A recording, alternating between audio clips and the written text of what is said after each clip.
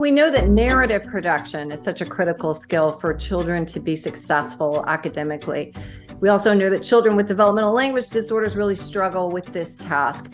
What are some important things for clinicians to include in their narrative intervention to help children with developmental language disorders increase those narrative production skills?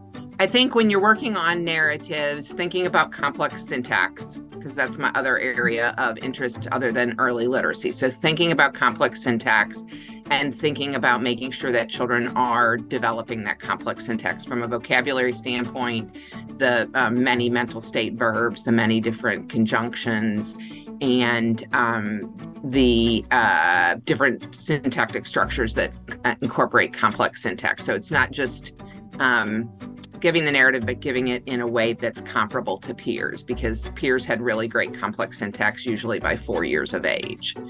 So I think that's one thing we can think about. And then the other is not just ever working on anything orally, but always including a written component to it.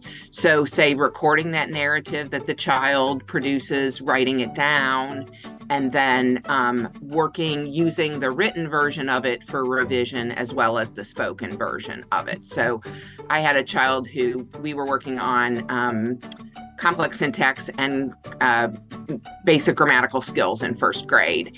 And so her job was to come into her therapy. I saw her on Saturdays at a private clinic. And so her job was to come into therapy and tell me something that happened the week before. And so it would take her, 2 or 3 minutes to tell me what happened the week before, a Girl Scout activity or whatever.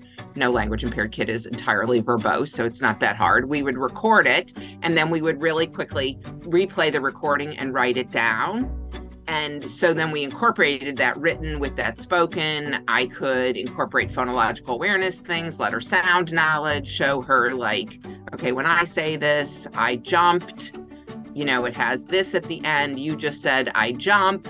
Yesterday I jumped, those kinds of things. And so I think some of those are some ways that we can promote literacy inside of narrative production.